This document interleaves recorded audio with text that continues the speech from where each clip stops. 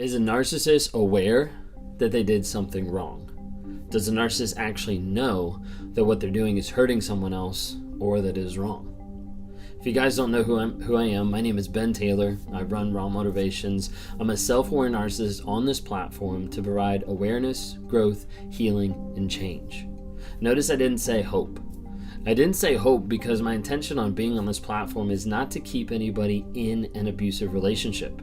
It's to not keep someone holding on or thinking someone has that potential when they haven't demonstrated their care. I want you to be very clear that if you're in a relationship where your physical safety is at effect, please get help as quick as you can. Please call the police. Please make sure that you are being safe because that abuse is real and that abuse is very deadly. So please be careful out there. If you don't know who I am, like I said, self-aware narcissist on this channel. I talk with people every single day trying to help them work through the aspects of narcissistic abuse. And I talk to survivors daily to try to be able to help them find their peace, their growth as they're continuing to move away from the narcissist or they're continuing to mentally disconnect from everything that just happened. And do that with one-on-one coaching. And when I coach with people, I work with them in 3 different sections. The first one is the trauma bond. And that's the idea of like breaking free from that toxicity of where hey, this relationship is toxic, but I still feel like I want this person. I'm still running back to them. I still want to call them. I still want to engage with them. I still want to hug them, whatever it is. And a lot of times people are like, I know this isn't healthy, but I don't know how to stop going back. Because what's formed a lot of times is an addiction. And as people break away from the narcissist, they get into a place that I call limbo land that really is the aspect of where there's peace because they're not actively being abused, but it doesn't feel peaceful. And you might be at that spot where you've been away from your narcissist for a little bit, but you're like, this doesn't even feel right. Like, I just want to go back because something's missing. And so I work with people to try to figure out and try to get that clarity. So as they continue to move forward, they have clarity and vision in their life moving forward saying, hey, this is who I want to be. This is the direction I want to go. These are the feelings I want to feel when I attain that. And these are the boundaries I'm going to set up to make sure that I don't go back to this person or that I don't get sucked into another relationship. I do talk every once in a while with narcissists or people with narcissistic tendencies. Honestly, the majority of the time I talk to them, they don't come back because they're not interested in that honesty, that vulnerability, and accountability. But that option is out there.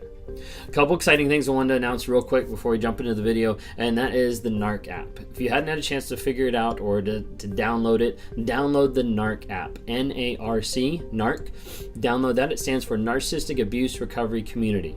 We're building a community of people that have been through the abuse or that are going through the abuse and they're trying to get out, they're trying to get education. And so on there we have a lot of different courses about narcissism. We just dropped a new course recently on boundaries, written by Bree, who runs Abuse is Abuse. She's got an awesome course there about what are boundaries, what do they look like, how are they defined, how do you make boundaries, things like that.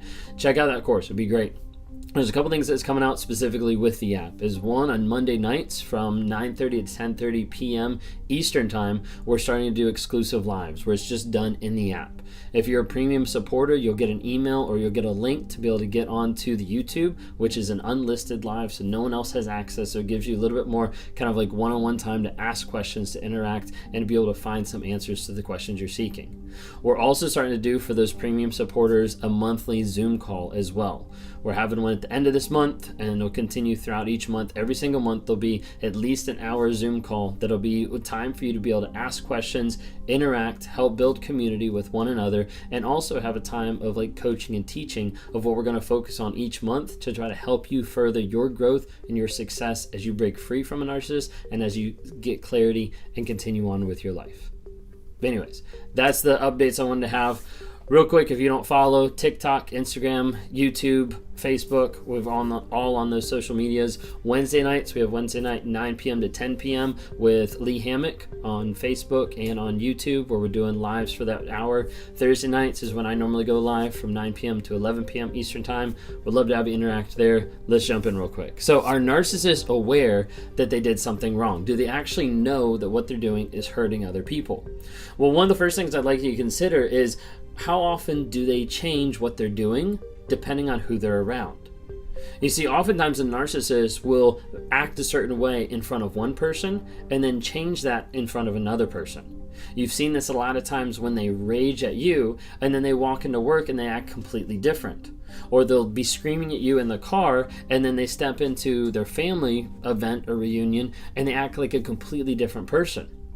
You've probably seen this switch even more so if you've gone into any type of couples therapy or couples counseling, which is why we normally coach people don't go to couples counseling with a narcissist, because you get into that environment and all of a sudden they start talking and you look over and you're like, I don't even know who this person is, because they change it around. The reason why they change it around like that is because they know that something is wrong. They know that what they're doing is not right. Whether that's morally or physically or mentally, they know that something is off, that something is weird, which is why a lot of times they'll change it around. You'll notice oftentimes they'll only act a certain way around certain people, which is why we normally say that a narcissist will let the mask slip with the people that are the closest to them. With a narcissist, the thought of being wrong, the thought of doing something wrong is something that they do not want to sit with. The idea of doing something wrong has a lot of guilt and it has a lot of shame when it comes to narcissism. When you think about narcissism as a whole, it has this underlying current, this underlying flow underneath it of the idea of shame. That everything upon it is built on that shame, and as a result, they don't want to be honest and they don't want to be vulnerable. They don't want to actually open up and share what's going on because they can't handle what's actually down below. Like the things that they've done, the words that they've said, the thoughts that they're thinking, etc., etc. So the thought of actually saying, hey, I did something wrong is almost like foreign to them. Sometimes it's on the aspect because they believe they're entitled to it, or they have that sense of entitlement of like, hey, I didn't do anything wrong because you're meant to serve me. You're meant to do this. This is not my job. This is what my job is. My job is to lord it over you, to be the God of my universe and say, hey, everybody's here to serve me. But when it comes down to it, when they start to think through the idea of, I just did something wrong, there's so much guilt and there's so much shame that they have to go to an aspect of where they blame other people. They blame everybody else for their problems. They blame everybody else for forcing them to do something or pushing them to a certain extreme. But when it comes down to it, they have to be able to push that off on someone else so they don't accept that. So they don't hold on to that. So they don't have to sit with the aspect of, hey, I did something wrong. So I think the majority of narcissists know that they do something wrong. They know that something's off. They know that something's weird at the very least level.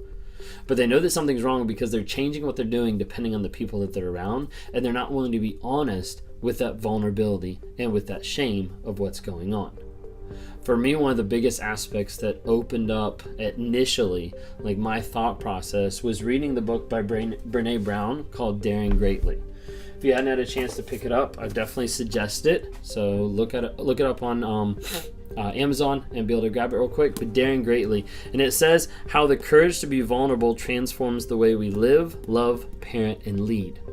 For me, as I was learning about stuff, even leading up to learning about narcissism, one of the things I learned about was vulnerability, and was honesty, and was shame. And that was the part that really stuck out to me of like, I've got a lot of shame in my life, and I've got a lot of shame that's dictating what I say, how I respond to people, how I interact. And at the end of the day, that shame is what wants to control me a lot of the times, that makes me say, I'm not wrong. I'm never wrong. I'm always right. And that came out in my marriage oftentimes, where my wife would show me something or she would demonstrate something that she was correct, but I didn't want to admit that, because admitting that would mean that there's something wrong with me. Admitting that would mean that I'm not perfect. Admitting that would be having guilt or having shame about that situation, and that's not something I want to do. So throughout our marriage, one of the hardest things for me to be able to say was I was wrong. Early on in our marriage, those words literally would not come out of my mouth. I didn't even know, in one sense, how to form those words. Like it's almost like I would go to say them and they just wouldn't come out. I would be like, maybe the closest I ever got was, maybe you might be right, but I wasn't wrong. Or like the idea of like, well, I might have been less right. But I never wanted to phrase the aspect of that shame and that acceptance of who I actually was in that moment, or what I actually said, or what I actually did, to actually have the words and say, I was wrong. And especially not to go farther than that, though I was wrong, will you forgive me? And then to change. That was something that wasn't a part of it. So do narcissists think that there's something wrong, or that they're doing something wrong? Yeah, I would say absolutely. but they're guided by the aspect of shame. And that shame and that guilt have to be pushed off as quick as possible. And so they blame other people, so they rage out at other people, so they do everything to distract, devalue, and discard the other person so they don't have to live with that. So they don't have to think, hey, maybe what just happened was my fault. Maybe what just happened is causing me shame. The narcissist doesn't want to think about that. The narcissist doesn't want to do that. If you're in a relationship like that, where they're never going to admit that they're wrong, they're never going to admit when they do something, that when they mess up, when they make a mistake, if they're unwilling to acknowledge that there's aspects of life that they're just not perfect on, it could be a red flag that you might be dealing with someone who might have narcissistic tendencies, or at the very least just might be toxic. Those relationships have to be both ways, where you can work on it, they can work on it, both can admit, hey, I messed up here, or I messed up here. If you don't have someone who can admit that, or can say, hey, this is where I was wrong, it might be a red flag for you to watch out for.